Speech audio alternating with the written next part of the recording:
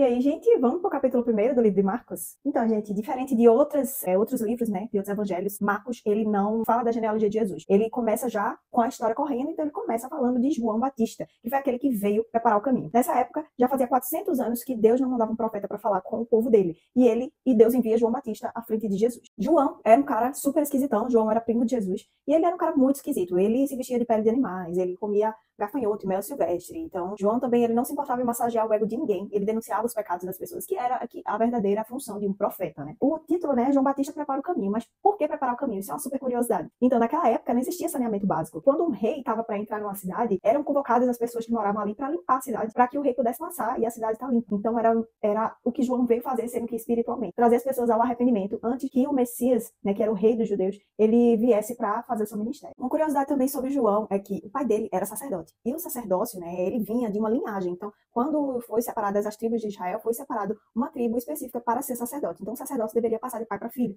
E como o pai de João Batista era sacerdote, ele deveria ser sacerdote. Só que naquela época, não muito diferente dos dias de hoje, havia uma corrupção muito grande no templo. E João, apesar de ter vindo de Deus como dom profético, ele tinha o direito de estar naquela posição de sacerdote. Ele não estava. Ele era um profeta e não estava como sacerdote. Tinham outras pessoas lá como sacerdotes. Isso ensina pra gente que o que a gente precisa não são de títulos, mas sim de unção. Onde a gente tiver unção, as pessoas irão querer ouvir de nós a palavra de Deus. Então, João, ele ia para lugares remotos, ele ia para o deserto e as pessoas iam atrás dele, porque ele trazia verdadeiramente a palavra de Deus ali na fala dele, né? E aí Marcos vai trazer o batismo de Jesus. Então, João Batista batiza Jesus Cristo. A gente sabe que o batismo ele serve para o arrependimento de pecados, para que a gente decida, né, que a partir daquele dia a gente quer viver para Deus e a gente se arrepende dos nossos pecados. E apesar de Jesus não ter pecado, ele fez isso por alguns motivos. Então, ele fez isso para endossar, né, confirmar o ministério de João Batista. Ele fez isso também para dar o exemplo para nós e se identificar conosco. E para publicamente também anunciar o seu ministério, para ser também apontado por João como o Messias, para demonstrar a Trindade. Então, na hora do batismo de Jesus, o Filho, estava sendo batizado,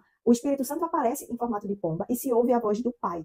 Então, o Pai diz, este é meu Filho amado, de quem me agrado. Então, ali, nesse momento, foi demonstrado ao mundo a Trindade, o Deus que é Pai, Filho e Espírito Santo. E também para cumprir as exigências da lei. Logo depois disso, Jesus vai para o deserto passar um tempo de jejum e oração para começar o seu ministério. E ele esteve lá por 40 dias sendo tentado. Então, isso mostra para a gente que a tentação, ela é a todo tempo. Todos os dias a gente vai tentar vencer essa tentação. E Jesus, então, depois desse momento, ele foi para Galileia. E a Galileia, naquela época, ela era a escória da sociedade. Era um lugar de onde ninguém queria sair, ninguém queria estar lá. Era um lugar que era abandonado e mal visto pelas pessoas. Então, Jesus, ele começa a chamar ali os seus apóstolos. E nesse momento, João sai de cena. Ele cumpriu o seu papel, né? Ele foi morto por Herodes. Ele cumpriu o seu papel e saiu de cena para que Jesus pudesse vir e brilhar.